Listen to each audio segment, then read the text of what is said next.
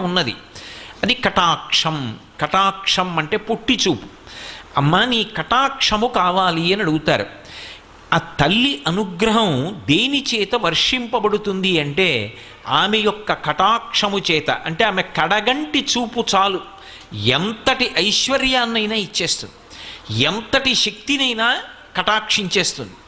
అంత గొప్ప చూపు కలిగినటువంటి తల్లి కనుక, చూపుల చేత పోషించగలిగినటువంటి తత్వం ఉన్నది కనుక, తన చూపుల చేత లోకమంతటినీ కూడా అనుగ్రహించగలిగినటువంటిది కనుక ఆ తల్లికి లక్ష్మి అని పేరు వచ్చింది.